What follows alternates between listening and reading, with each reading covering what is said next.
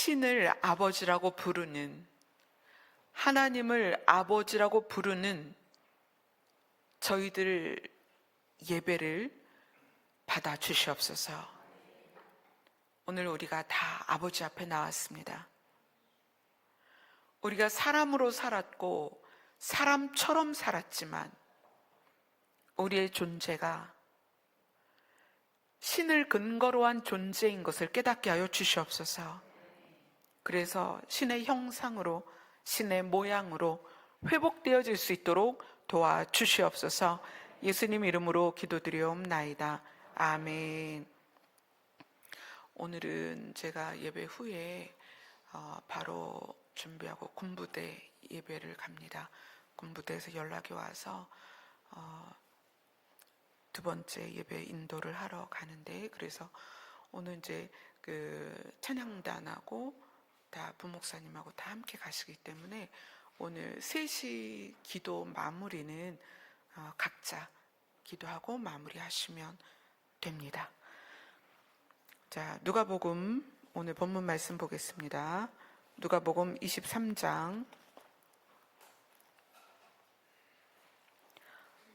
1절로 7절 말씀입니다. 누가복음 23장 1절로 7절 말씀입니다. 함께 읽겠습니다. 시작. 무리가 다 일어나 예수를 빌라도에게 끌고 가서 고발하여 이르되, 우리가 이 사람을 보매 우리 백성을 미혹하고 가이사에게 세금 바치는 것을 금하며 자칭 왕 그리스도라 하더이다 하니, 빌라도가 예수께 물어 이르되, 내가 유대인의 왕이냐? 대답하여 이르되, 내 말이 옳도다. 빌라도가 대제사장들과 무리에게 이르되, 내가 보니 이 사람에게 죄가 없도다. 무리가 더욱 강하게 말하되, 그가 온 유대에서 가르치고 갈릴리에서부터 시작하여 여기까지 와서 백성을 소동하게 하나이다. 빌라도가 듣고 그가 갈릴리 사람이냐 물어 헤롯의 관할에 속한 줄을 알고 헤롯에게 보내니, 그때 헤롯이 예루살렘에 있더라. 아멘. 이제 드디어 예수님이 잡혀가시고 무리가 예수님을 빌라도 앞에 끌고 갔습니다. 그리고 이렇게 얘기해요. 고발을 했다. 뭔가 잘못이 있고 죄가 있으니까 고발을 했겠죠. 그러니까 예수님이 고발당한 사람으로서, 피고로서 이제 빌라도 앞에 섰습니다. 그러니까 빌라도가 그들의 이야기를 듣고 예수님께 묻습니다. 근데 예수님에게 뭘 묻느냐면, 이 빌라도가 예수님에게 묻는 것 중에 핵심이 뭐냐면, 네가 왕이니? 라고 물어요. 네가 유대인의 왕이니? 그러니까 예수님이 내 말이 옳도다. 또 다른 성경에서는 네가 말하였도다. 그러니까 네 말이 맞다, 이 표현이에요. 그러니까 빌라도가 왕이라는 부분에서 포인트를 가지고 묻는 거예요. 네가 유대인의 왕이냐? 네 말이 맞다. 그러니까 빌라도가 무리들에게, 대제사장에게 묻습니다. 나는 이 사람한테 죄를 못 찾겠는데 너희들이 말하는 것들이 죽일 정도는 아니야. 그냥 때려서 놓아주면 안 되겠니? 그러니까 무리가, 여기에서는 이제 빌라도가 대제사장과 무리에게 이르되, 내가 보니 이 사람에게 아무 잘못도 찾지 못하노라.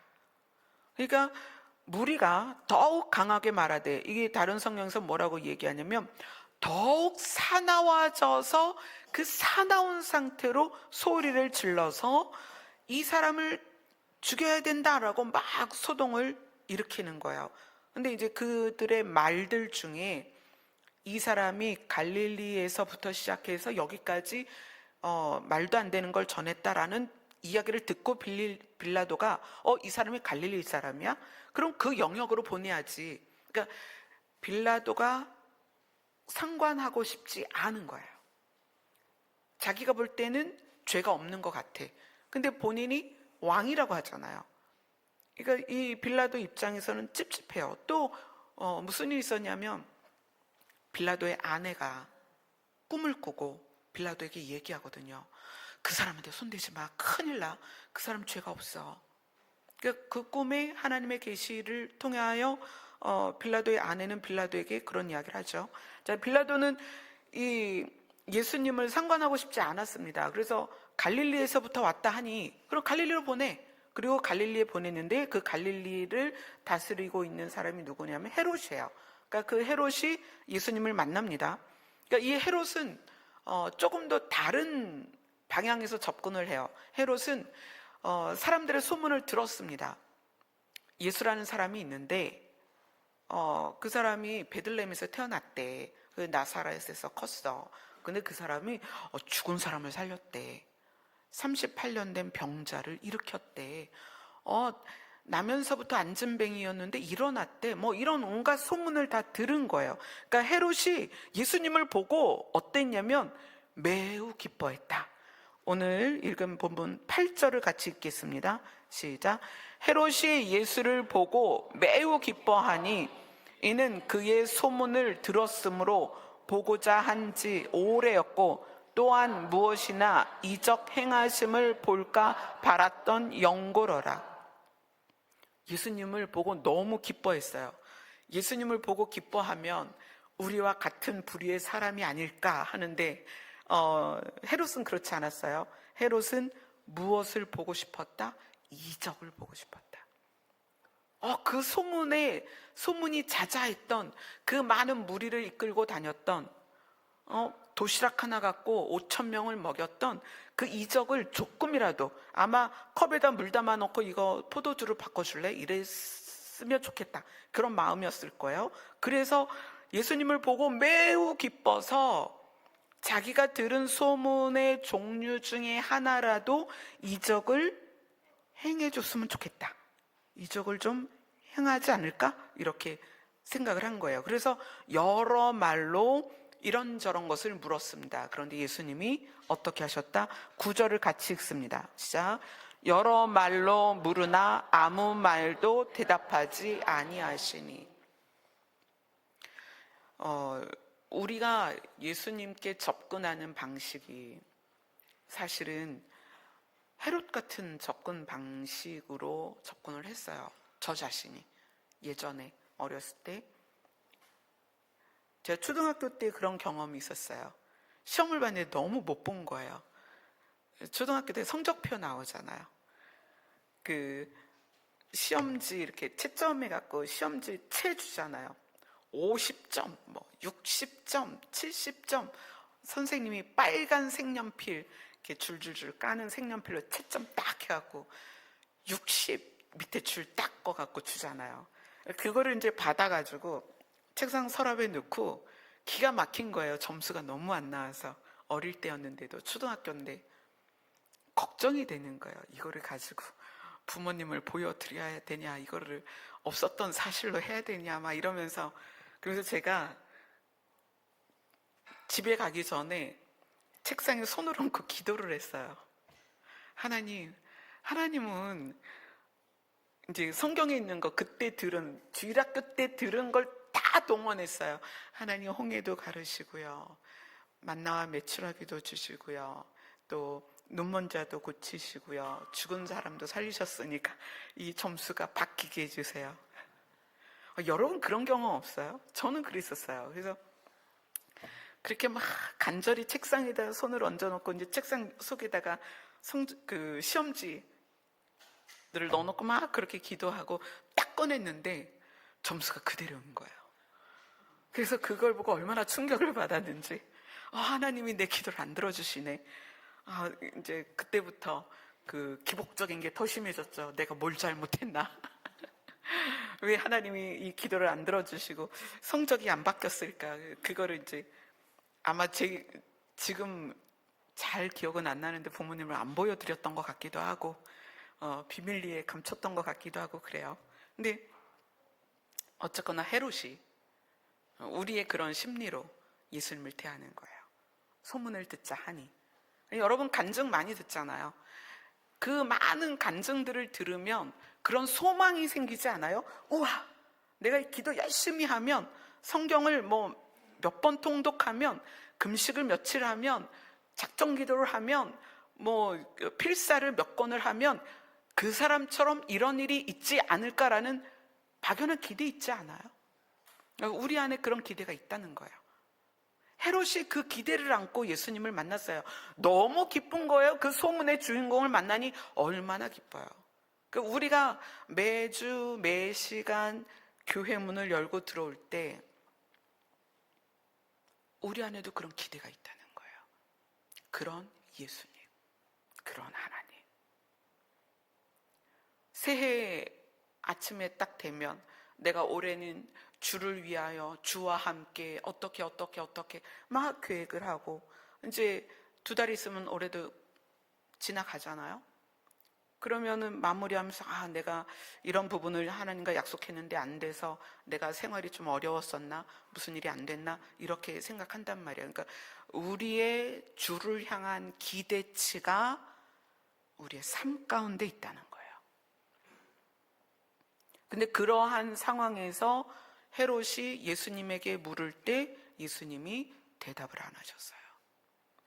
아무 말도 대답하지 않으셨어요. 왜냐하면 예수님이 이 땅에 오셔서 물을 포도주로 바꾸기도 하셨고, 조그만 아이가 가지고 온 보리떡 5개, 물고기 2마리로 5,000명을 먹이고 12광주리를 남기기도 하셨고, 실제로 죽은 자를 무덤에서 꺼내서 살리기도 하셨고, 38년 된 병자를 일으켜서 살려주기도 하셨고, 혈루병 걸린 여자를 고치기도 하셨어요. 그러나 예수님 입장에서는 그것들이 중요한 게 아니라는 거예요.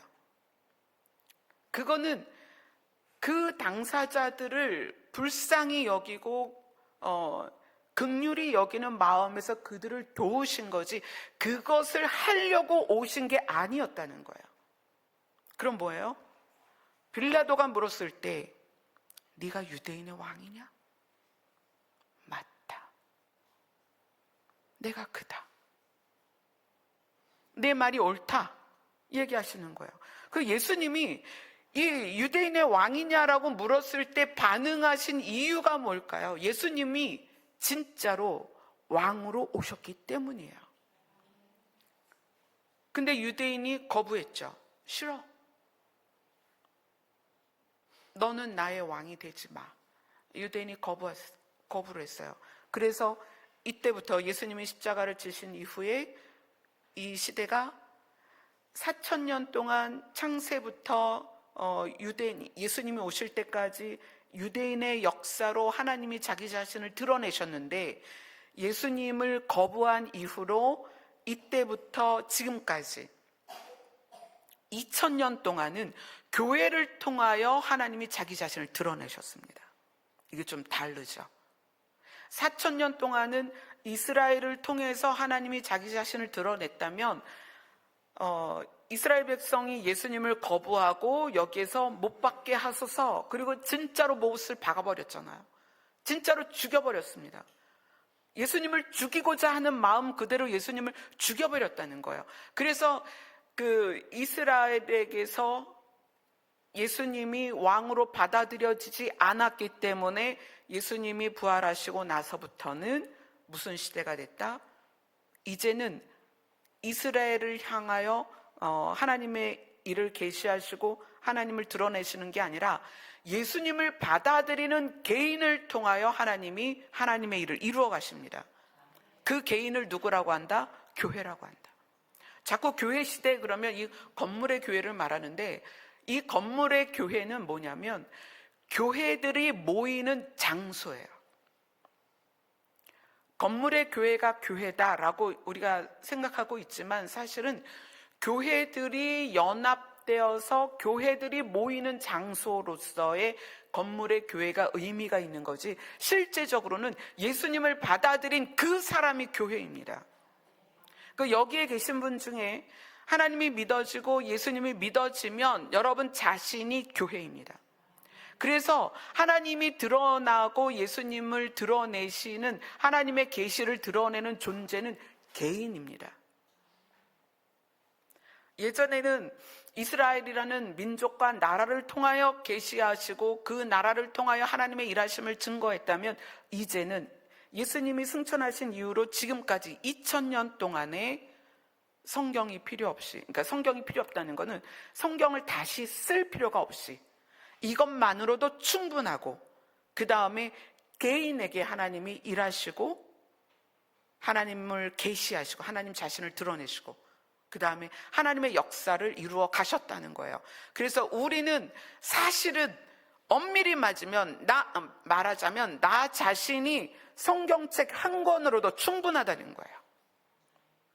내가 교회이고 여러분 자신이 교회이고 하나님이 주신 메시지는 여기 다 들어있습니다. 모든 계시가 성경 안에 있습니다. 그래서 이걸 가지고 내가 하나님의 이름을 부르는 것만으로도 충분합니다. 그러나 세상이 악하고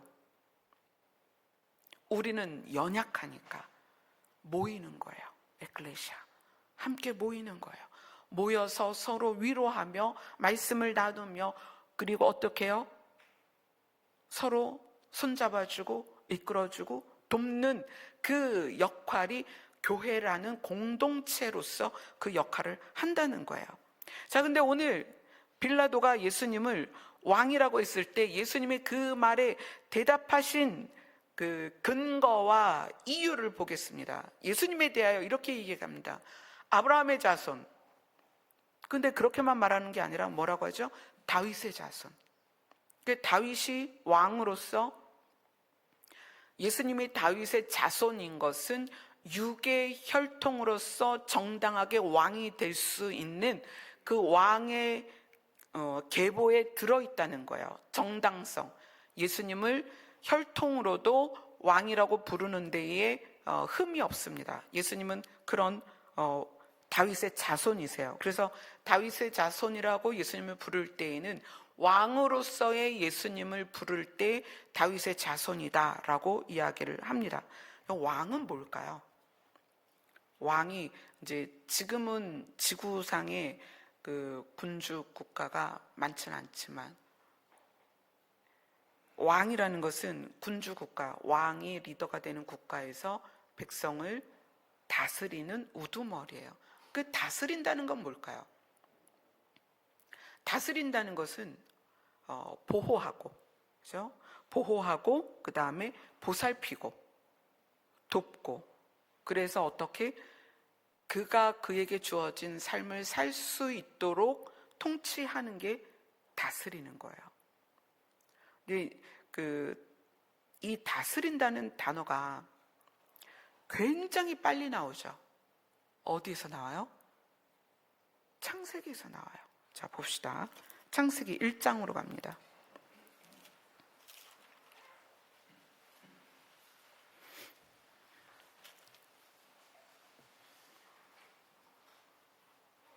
창세기 1장 26절에서 28절입니다.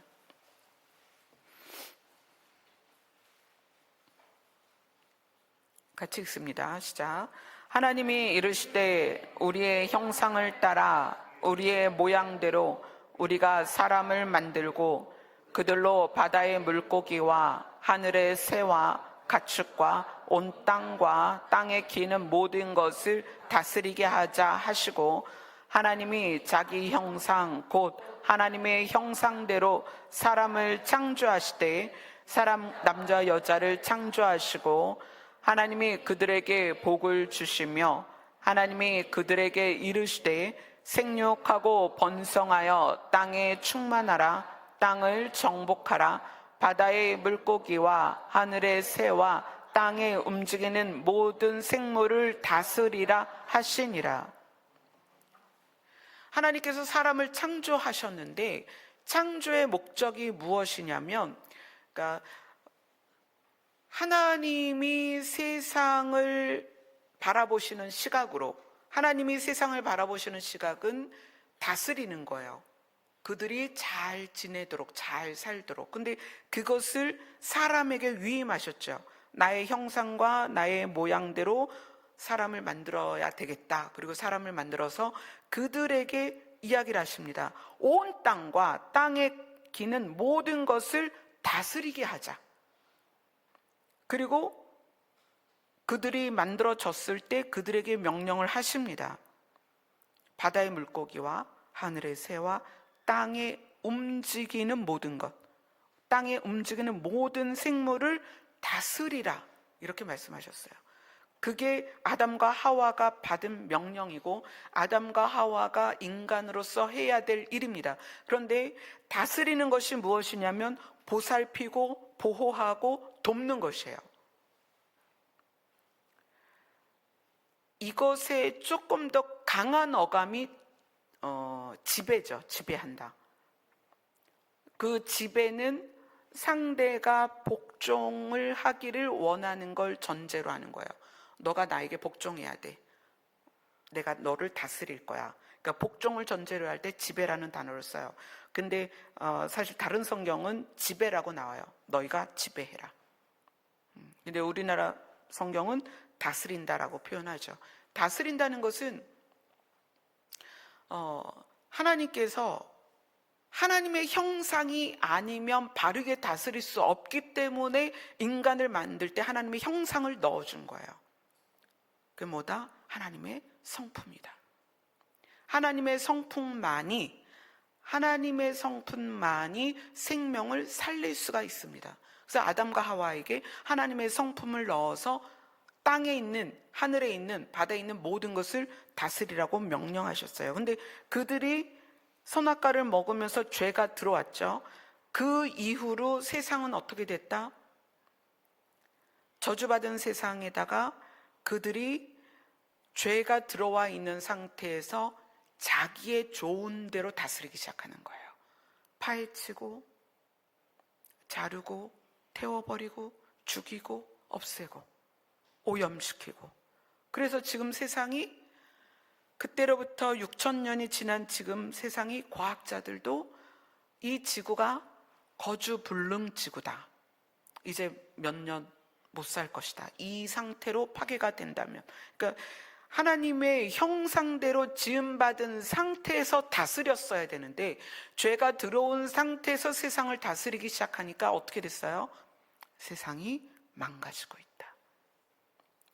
지구의 자전축이 지금 바뀌고 있다. 너무나 많이 훼손돼서 인간이 살 수 없는 지경이 된 거예요. 자, 창세기 4장 5장으로 갈게요. 5장, 창세기 5장 1절에서 3절까지 읽겠습니다. 시작. 이것은 아담의 계보를 적은 책이니라. 하나님이 사람을 창조하실 때에 하나님의 모양대로 지으시고 남자와 여자를 창조하셨고, 그들이 창조되던 날에 하나님이 그들에게 복을 주시고 그들의 이름을 사람이라 일컬었더라. 아담은 130세에 자기의 모양 곧 자기의 형상과 같은 아들을 낳아 이름을 셋이라 하였고. 네, 지금 아담의 계보를 이야기하면서 사람의 시작을 이야기하는 거예요. 하나님이 사람을 창조하실 때 하나님의 모양으로 만들었다, 남자와 여자를. 그런데 아담이 선악과를 먹고 세상으로 나와서 아담이 그 다음에 가인과 아벨을 낳았는데 가인이 아벨을 죽여버렸잖아요. 그래서 그 다음에 아담이 다시 아들을 낳았는데 이름이 셋입니다. 셋. 근데 셋에 대해서 뭐라고 얘기하냐면 자기의 모양. 누구의 모양? 아담의 모양.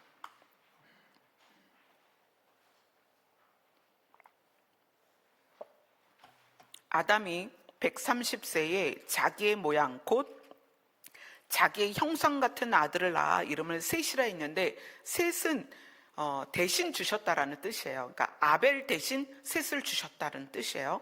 그래서 아담이 세 번째 아들 셋을 낳고 셋이라는 이름을 줬어요. 사실 이제 셋만 있는 건 아니에요. 아담과 아벨 외에도 자녀들을 많이 낳았습니다. 그렇지만 성경은 하나님의 역사를 우리에게 가르치기 위한 책이기 때문에 중요한 포인트만 적어주는 거예요. 그래서 이걸 보고 아담이 가인과 아벨과 셋만 낳았다 그러시면 안 돼요.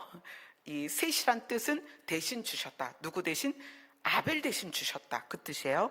그리고 그 셋을 표현하기를 아담은 자기의 모양, 누구의 모양? 아담의 모양대로, 자기의 형상과 같은, 아담의 형상과 같은 아들을 낳아서 이름을 셋이라 하였습니다. 자, 이게 어떤 의미냐면 창세기 4장 25절, 26절을 보겠습니다. 창세기 4장 25절, 26절 같이 읽습니다. 시작. 아담이 다시 자기 아내와 동침함에 그가 아들을 낳아 그 이름을 셋이라 하였으니 이는 하나님이 내게 가인이 죽인 아벨 대신에 다른 씨를 주셨다 함이며 셋도 아들을 낳고 그의 이름을 에노스라 하였으니 그때의 사람들이 비로소 여호와의 이름을 불렀더라.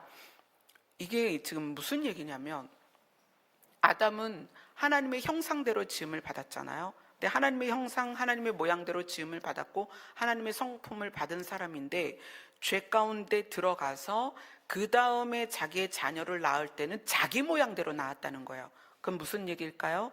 하나님의 형상을 잃어버린, 하나님의 형상이 훼손된 아담을 닮은 자녀를 낳은 거예요. 그래서 이 셋, 아벨 대신 다른 씨를 주셨다라는 이름으로 셋을 낳았는데, 셋도 아들을 낳았는데 그 이름을 에노스라 했는데, 이 에노스는 E-N-O-S-H, 에노스, 이 뜻이 뭐냐면 사람이란 뜻이에요. 에노스도 사람이란 뜻이에요. 근데 이 에노스에는 어떤 의미가 들어있냐면 연약한 사람. 사람은 사람인데 완전하지 않고 연약한 존재로서의 사람, 진짜 하나님의 형상을 닮은 사람이 아니라 죄 가운데 죽을 수밖에 없는 연약한 사람이란 뜻이에요. 그래서 이 에노스 다음에 쭉 지나서 누가 태어나냐면 에녹이 태어납니다. 에녹은 E-N-O-C-H, 에노스가 어떻게 돼야 되냐면 에녹이 돼야 되는 거예요. 근데 그 에녹의 뜻은 뭐냐면 따라가는 자, 순종하는 자예요. 그러니까 사람은, 아담 이후의 사람은 아담 같은 모양과 형상을 가졌는데 어떤 존재냐? 불완전하고 연약한 존재다. 그래서 어떻게 해야 된다? 하나님을 따라가는 존재여야 된다. 그래서 에녹이 실제로 하나님과 동행하다가 하나님을 따라 하늘로 올라가 버렸습니다. 그게 에녹이에요. 그래서 에노스에서 시작된 인류, 우리 사람, 연약한 사람은 에녹으로 끝나야 되는 거예요. 하나님께로 가야 됩니다. 연약하기 때문에, 완전하지 않기 때문에. 자, 근데 지금 이 부분이 왜 중요하냐? 예수님이 인자라고 자기 자신을 계속 소개했어요. 그래서 인자가 무슨 의미라는 걸 말씀드렸죠. 인자는 무슨 의미냐? 하나님의 형상을 닮은 아담의 죄가 들어오기 전 모습, 그 인간을 그대로 이어받은 그 아들이다. 그 뜻이란 말이에요. 인자가 하나님의 성품을 가지고 있는, 태초에 죄가 들어오기 전 아담의 모습을 이어받은, 하나님의 성품을 받은 그런 인간, 진짜 본연의 모습의 아들이다. 이 말씀이거든요. 자, 그것에 대해서 한번 볼게요. 자, 히브리서로 갑니다.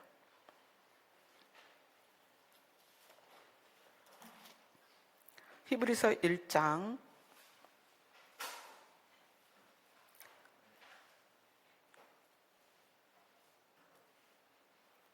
1절로 3절입니다. 같이 읽겠습니다. 시작. 옛적의 선지자들을 통하여 여러 부분과 여러 모양으로 우리 조상들에게 말씀하신 하나님이 이 모든 날 마지막에는 아들을 통하여 우리에게 말씀하셨으니 이 아들을 만유의 상속자로 세우시고 또 그로 말미암아 모든 세계를 지으셨느니라. 이는 하나님의 영광의 관체시요 그 본체의 형상이시니라. 그의 능력의 말씀으로 만물을 붙드시며 죄를 정결하게 하는 일을 하시고 높은 곳에 계신 지극히 크신 이의 우편에 앉으셨느니라. 예수님이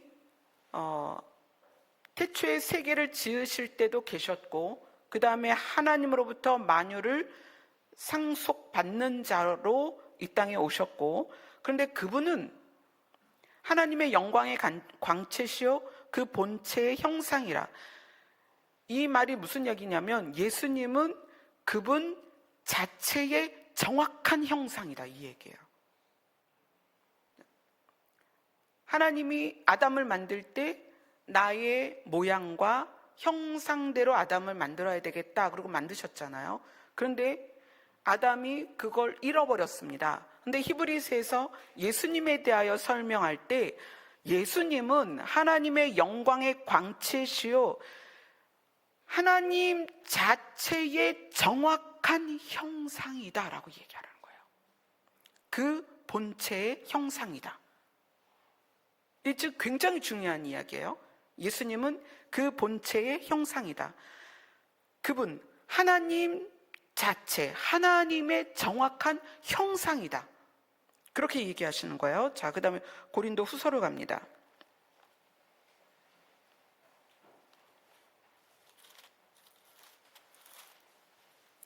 고린도 후서 4장 4절입니다.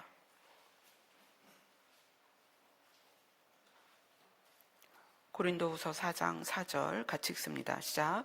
그 중에 이 세상의 신이 믿지 아니하는 자들의 마음을 혼미하게 하여 그리스도의 영광의 복음의 광채가 비치지 못하게 함이니 그리스도는 하나님의 형상이니라.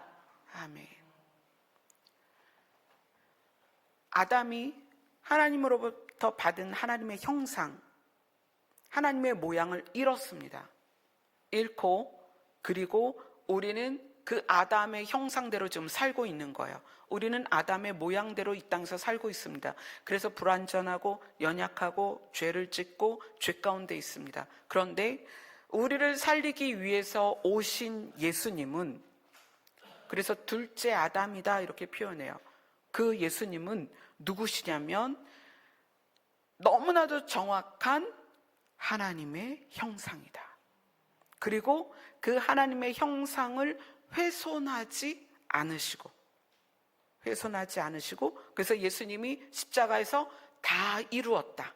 무엇을 이루었냐면 내가 하나님의 형상을 잃지 않고 사망과 싸워 이기는 모든 과정을 다 이루었다. 그래서 예수님은 하나님의 형상을 지켜내신 분입니다. 아멘. 하나님의 형상을. 그래서 오늘 본문과 이게 무슨 상관이냐는 거예요. 오늘 본문과. 자, 계시록 19장으로 갑니다.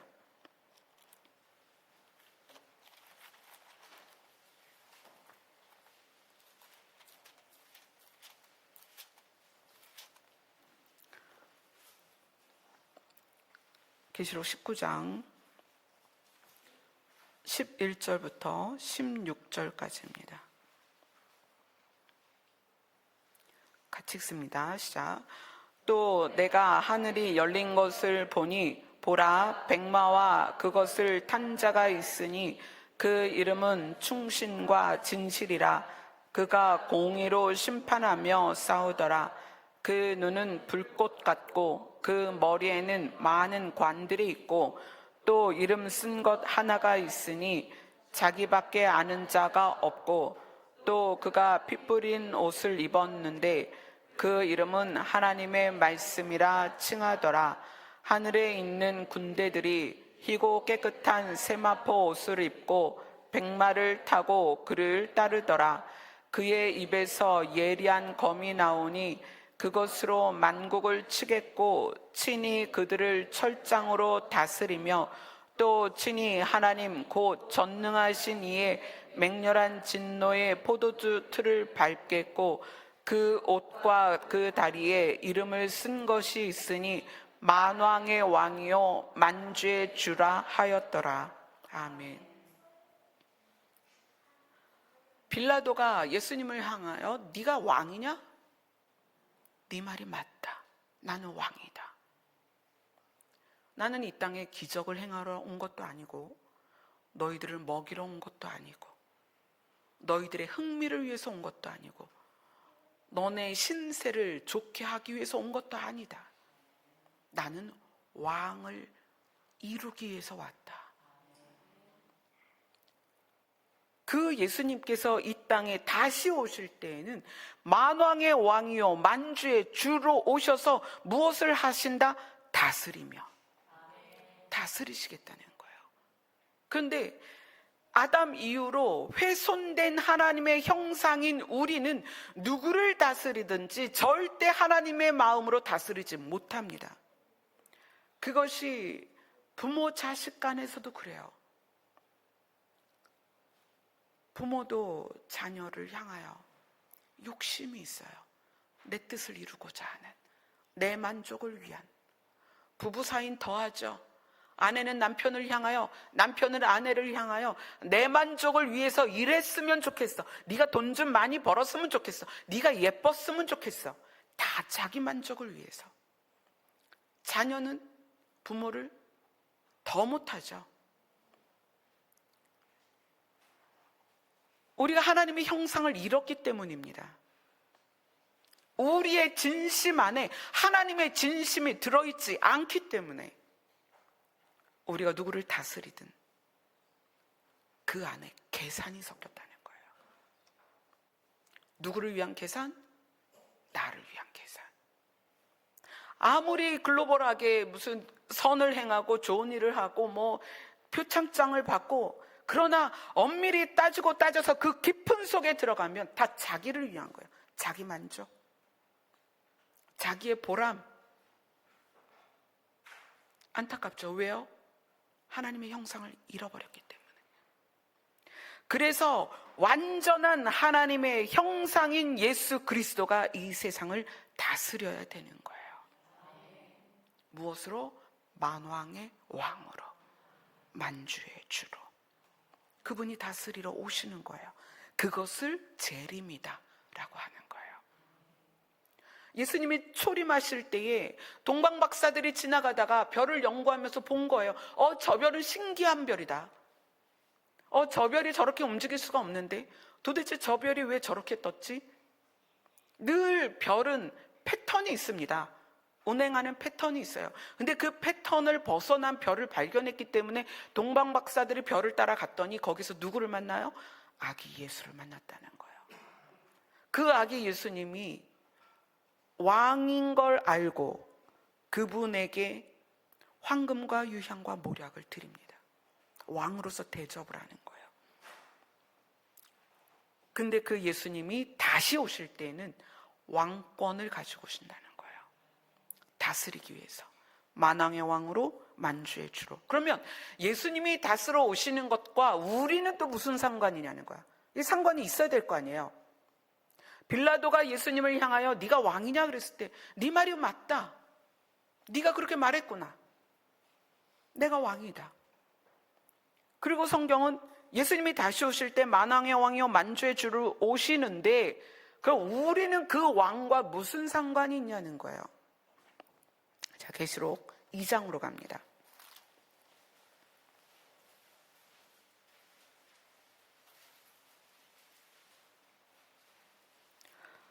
계시록 2장 26절부터 26절, 27절 같이 읽겠습니다. 요한계시록 2장 26절, 27절입니다. 시작. 이기는 자와 끝까지 내 일을 지키는 그에게 만국을 다스리는 권세를 주리니 그가 철장을 가지고 그들을 다스려 질그릇 깨뜨리는 것과 같이 하리라. 나도 내 아버지께 받은 것이 그러하니라. 두아디라 교회에게 하시는 말씀이에요. 요한계시록이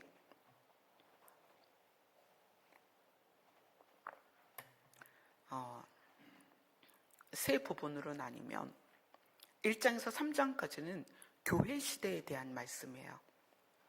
교회 시대. 그래서 우리는 에베소 교회일 수도 있고 버가모 교회일 수도 있고 두아디라일 수도 있고 사대 교회일 수도 있고 빌라델비아 교회일 수도 있고 서머나 교회일 수도 있어요. 우리는 이제 이 7교회 안에 속해 있는데 딱 그 상태로만 사는 건 아니라 두아디라가 됐다가 버가모가 됐다가 에베소가 됐다가 뭐 우리가 그렇게 바뀔 수 있어요. 우리가 인생을 살면서.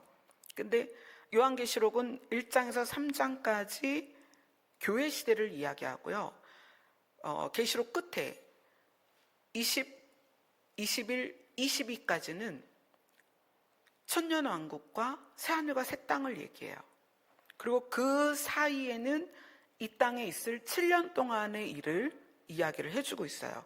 그러니까 우리가 지금 교회 시대에 있어서 1장, 2장, 3장에 나와 있는 우리의 지금의 모습들을 이야기하기도 하고 우리가 또 우리의 모습을 잘 지키지 못해서 또 다른 모습으로 바뀔 수도 있는데 여기에서 이 교회들에게 말씀하시는 게 뭐냐면 이기는 자와 끝까지 내 일을 지키는 그에게는 어떤 권세를 주겠다? 만국을 다스리는 권세를 주겠다. 자, 이게 무슨 얘기일까요? 자, 예수님이 이 땅에 초림하실 때 왕으로 오셨습니다. 그리고 재림하실 때는 만왕의 왕이요 만주의 주로 오신다 그랬어요. 그리고 어떻게 하시겠다? 다스리겠다. 만국을 다스리겠다. 그렇게 예수님이 오시는 건 이제 이해가 가요. 예수님이 하나님의 형상을 완전한 하나님의 형상을 소유한 분으로서 두 번째 아담으로서 이 땅에 오셔서 만국을 다스리는 건 이해가 가는데 이 두아디라 교회에게 이렇게 얘기하는 거예요. 이기는 자와 끝까지 내 일을 지키는 그에게 만국을 다스리는 권세를 주겠다. 누구에게? 성도들에게. 누구에게? 교회들에게 지금 이야기하는 거예요. 너희도 만국을 다스리게 될 거다. 그가 철장을 가지고 그들을 다스려 질그릇 깨뜨리는 것과 같이 하리라. 나도 예수님도 아버지께 하나님께 받은 것이 그러하니라. 예수님도 하나님께 다스리는 권세를 받았고 너도 그러니까 교회죠. 교회도 만국을 다스리는 권세를 받을 것이다. 신기하죠? 우리가 지금 우리에게 주어질 아주 놀라운 부분을 지금 나누고 있는 거예요. 너희들도 만국을 다스릴 거야. 우리가? 예수님이 만왕의 왕으로 만주의 주로 오시는 건 이해가 갑니다. 지금 성경을 보니 창세기부터 계시록까지 그 흐름을 보니 그건 맞는 것 같은데 우리가 만국을 다스린다고요? 라고 말할 수 있어요. 지금 이걸 보면 우리가 어떻게? 계시록 20장을 가겠습니다.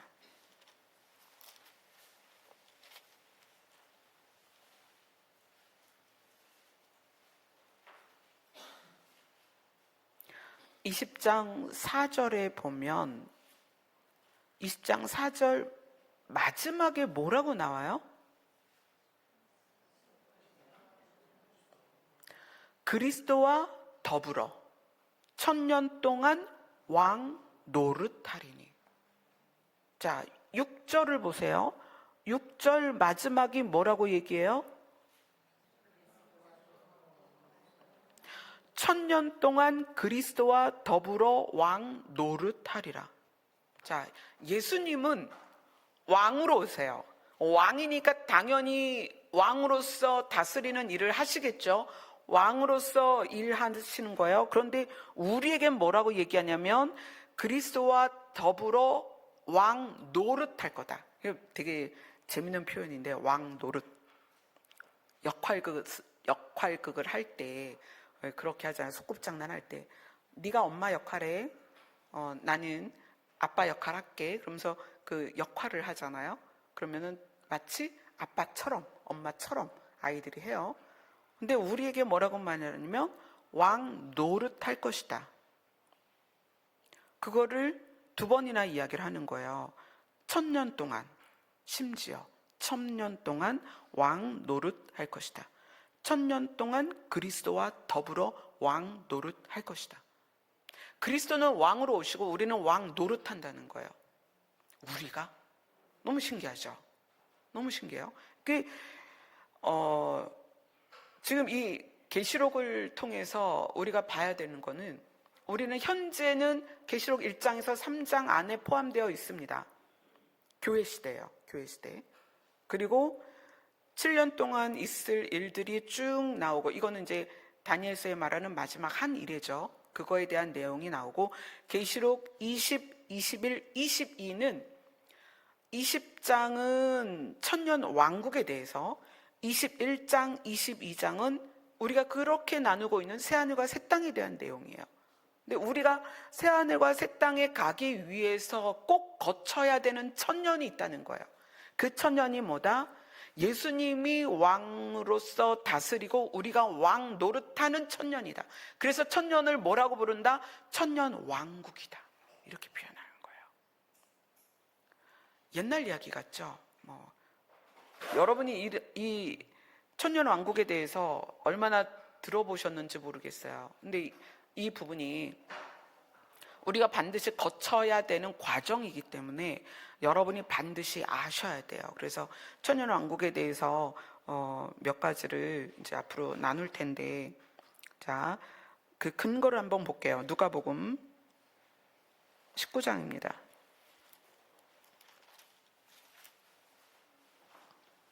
누가복음 19장 17절.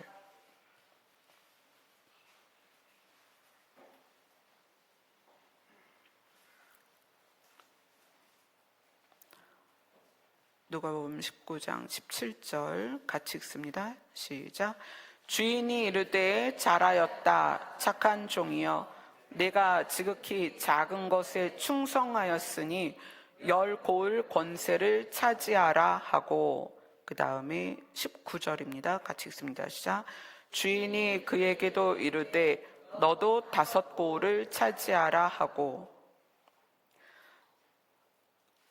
문화의 비유, 이제 달란트 비유가 있고, 여기는 지금 문화의 비유인데, 이 문화의 비유에서 주인이 자기 종들에게 왕위를 받아가지고 와서 자기 종들에게 이야기하는 거예요.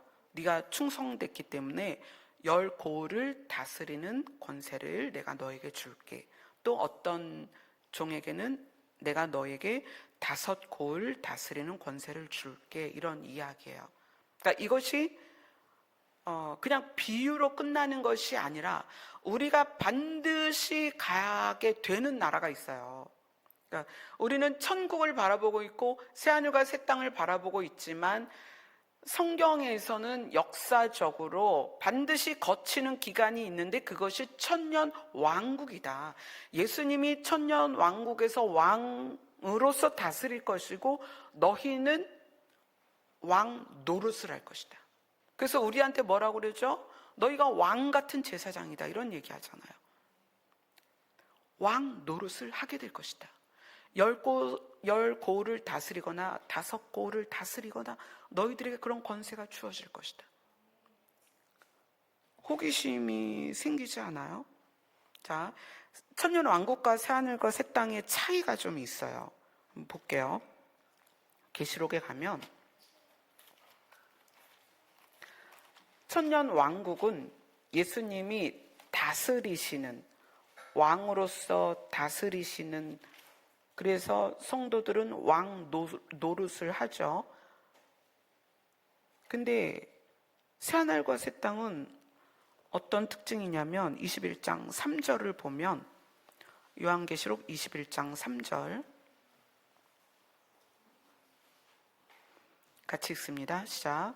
내가 들으니 보좌에서 큰 음성이 나서 이르되 보라, 하나님의 장막이 사람들과 함께 있음에 하나님이 그들과 함께 계시리니 그들은 하나님의 백성이 되고 하나님은 친히 그들과 함께 계셨어.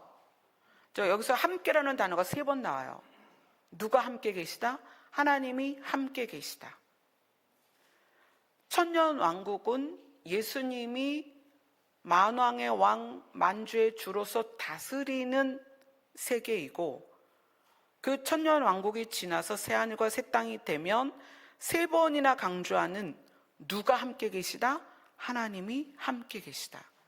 이게 좀 상황이 달라요. 여러분들이 이게 구체적으로 상상이 안 갈 수도 있는데, 그럼 하나님이 함께 계시고 그들과 함께 계시고 그들과 함께 계시고, 이게 무슨 표현이냐? 이게 바로 에덴의 모습이라는 거예요. 아멘. 회복된 에덴. 그 에덴에 하나님이 그들과 함께 계셨어요. 하나님이 사람들과 말을 하셨어요. 서로 대화를 주고받았다는 거예요. 천년왕국까지는 인간에게 속한 규칙들과 법칙들이 천년왕국까지는 유지가 돼요. 그런데 그 천년왕국이 끝나면서 새하늘과 새 땅이 될 때에는 우리의 어떤 그 인간의 속성과 또 인간이 속한 여러 가지들이 완전히 다 사라지고, 그래서 이렇게 얘기하죠. 또 내가 새하늘과 새 땅을 보니 처음 하늘과 처음 땅이 없어졌고 바다도 다시 있지 않더라. 근데 그곳에 누가 있더라? 하나님이 함께 계시더라. 그것이 새하늘과 새 땅이고 회복된 에덴이고 최종적으로 우리가 거할 곳이라는 거예요. 근데 그 사이에 지나가야 하는 과정이 있는데 그게 천년왕국이고, 그 천년왕국에서 예수님이 만왕의 왕, 만주의 주로서 다스리시고, 우리는 예수님 옆에서 어떻게 왕 노릇을 하게 됩니다. 이것이 우리가 실질적으로 지나야 될 일이기 때문에 그동안 많은 교회들이 이걸 다루지 않아서 이단에 빠지는 거예요. 이단들이 그렇게 얘기하잖아요. 신천지가 특히 이 새하늘과 새 땅을 가지고 자기네로 오면 영생불사한다. 이만희가 자기가 하나님이다. 지금 많은 이단들이 다 그렇게 얘기를 합니다. 자기가 하나님이다. 그 어머니 하나님도 그러죠. 그 여자분이 하나님이시라고. 정말 새하늘과 새 땅에 가면 비로소 그때 하나님께서 함께 계십니다. 실제적으로. 지금은 누구과? 성령이 함께 하세요. 아멘. 성부 하나님은, 진짜 하나님은 언제 새하늘과 새 땅에서 함께 하십니다. 예수님은 언제? 천년왕국에서 우리와, 그러니까 우리는 왕 노릇을 해야 되고 예수님은 왕이시니까 왕 노릇하는 우리와 왕이신 예수님과 얼마나 밀접하게 교류를 하겠어요. 제대로 왕 노릇을 해야 되니까. 그런데 그 단계가 지나고 새하늘과 새 땅이 되면 우리는 하나님과 함께 있습니다. 예수님이 이 땅에 오셔서 이루신 모든 일들 다 이루었다라고 말씀하시는 건 예수님 부활 이후에 우리의 부활과 또 우리의 휴거와 그 다음에 천년 왕국과 새하늘과 새 땅까지 모든 것이 말씀대로 이루어질 수 있는 길을 여셨다는 거예요. 예수님께서. 우리는 지금 이 말씀대로 지금 가고 있습니다. 세상이 끝나갈 징조들이 자꾸 보이죠. 많은 일들이 보이고 있습니다. 며칠 전에는 일본에서 그런 소식이 와요. 지진도 나지 않았는데 일본의 동쪽에서 쓰나미가 오고 있다. 이게 도대체 무슨 이유인지 모르겠다. 과학자들도 모르겠다. 해저 화산이 터진 건지 아니면 이 지층이 엇갈리면서 거기에 의한 충격인지 그걸 모르겠다. 세상엔 알 수 없는 일들이 지금 너무 많이 일어나고 있어요. 정말 정말 상상을 초월하는 일들이 일어나고 있고, 그 다음에 사람들이 너무 사나워지고 있어요. 왜 그럴까요? 하나님의 형상에서 아담이 멀어졌고요. 아담이 말하는 아담의 형상, 비록 연약하긴 하지만 그래도 하나님이 주신 모습을 유지하려고 했던 에노스였단 말이에요. 근데 지금은 어디에 가까워요? 짐승에 가깝다는 거예요. 에노스가 아니라 짐승에 가깝다는 거예요. 계속해서 우리는 사나워지고 있습니다. 하나님의 형상을 잃어가고 있다는 거예요. 그래서 마지막 때에 지금 우리가 개인의 종말과 이 지구의 종말과 역사의 종말을 앞두고 이 말씀들을 나누면서 여러분이 처절하게 붙잡아야 되는 건 뭐냐면, 내 안에 하나님의 형상을 회복하는 거예요. 자, 예수님을 향하여 그렇게 얘기했습니다. 그리스도는 하나님의 완전한 형상이다. 그럼 그리스도가 우리 안에 계시다면 이제 그 영향을 받아야 될 거 아니에요. 그죠? 완전한 형상, 하나님의 완전한 모양이고 완전한 형상이신 예수님이 내 안에 계시다면 그 영향을 점차 받아서, 빛이신 예수님이 오셨다면 그 빛이 밖으로 나가야 될 거 아니에요. 그죠? 그래서 사람들이 볼 때 저 사람이 빛나. 누구에 의하여? 예수 그리스도에 의하여. 그렇게 우리가 바뀌어 가야 되는 거예요. 근데 성경이 뭐라고 말하냐면, 그런 존재가, 생명의 빛으로 오신 예수님이 들어와서 빛이 드러나는 자들이, 예수님은 왕이시고 우리는 왕 노릇을 한다는 거예요.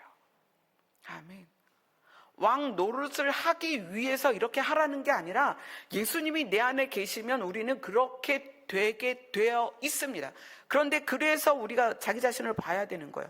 무슨 상황 때문에 또는 어떤 일 때문이 아니라 내 본질이, 어떤 일이 없어도, 어떤 상황이 없어도 내 본질이 완전한 하나님의 형상이신 예수 그리스도에 의하여 그렇게 닮아가야 된다는 거예요. 그래서 신앙생활은 완전하진 않지만 하나님의 형상을 닮아가는 과정입니다. 완벽할 수는 없지만 우리는 꾸준히 하나님의 형상을 닮아가려고 노력하는 거예요.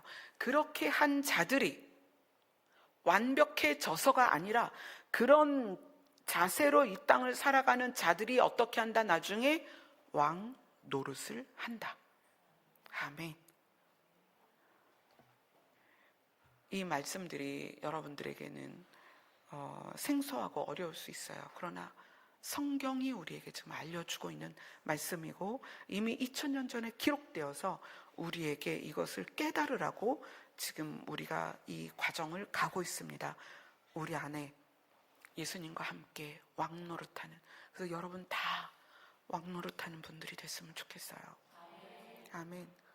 아주 어린, 모르죠. 하율이가 한 10골 딱 받아가지고 왕노릇하고 있다면 얼마나 멋있겠어요? 우리 모두가 다 그렇게 될 것입니다. 아멘. 기도하겠습니다.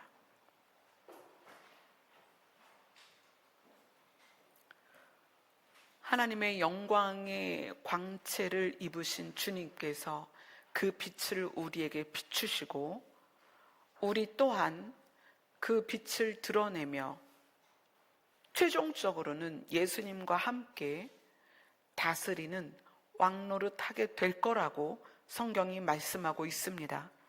이것에 대하여 우리가 오늘 개념을 새로 갖게 되었습니다. 이제 그 날을 향하여 가고 있습니다. 우리의 마음이 완전하신 하나님의 형상을 가지신 예수 그리스도로 말미암는, 그래서 하나님의 형상으로 회복되는 우리의 마음이 되게 하여 주시옵소서. 예수님 이름으로 기도드리옵나이다. 아멘. 예수님과 함께 왕노릇하게 돼 영광의 날 소망하며 찬양 올려드리겠습니다.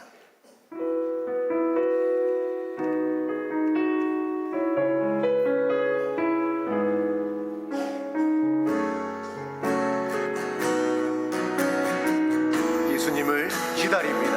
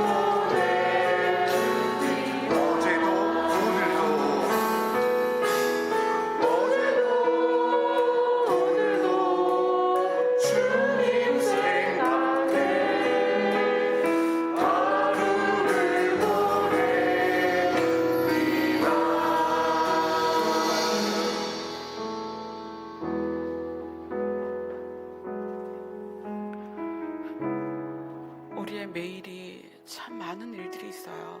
이런 일 저런 일, 마음이 상할 수도 있고 속상할 수도 있고 마음이 아플 수도 있고 슬플 수도 있고 화가 날 수도 있고. 근데 그게 다 사실은 눈에 보이는 것에 의한 것들이거든요. 우리는 만왕의 왕이신 예수 그리스도와 함께 만국을 다스릴 존재들입니다. 최종적으로는 새하늘과 새 땅에서 하나님과 함께 있을 존재들입니다. 여러분의 가치를 높이세요. 여러분은 이 땅에서 먹고 마시는 거로 구별될 사람들이 아닙니다. 여러분은 이미 신이라고 하셨습니다. 눈으로 보는 거에서 이제는 벗어나셔서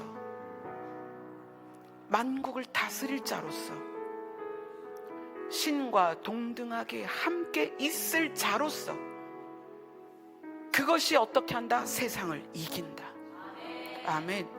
세상을 이기는 여러분이 될 수 있도록 오늘 주님께서 도우실 것입니다. 주의 이름을 부르는 자들마다 하나님께서 역사하실 것이고 여러분들의 마음 안에 하나님의 성품을 깊이 넣으셔서 하나님의 성품으로 세상을 이기게 하실 것입니다. 아멘. 기도하겠습니다.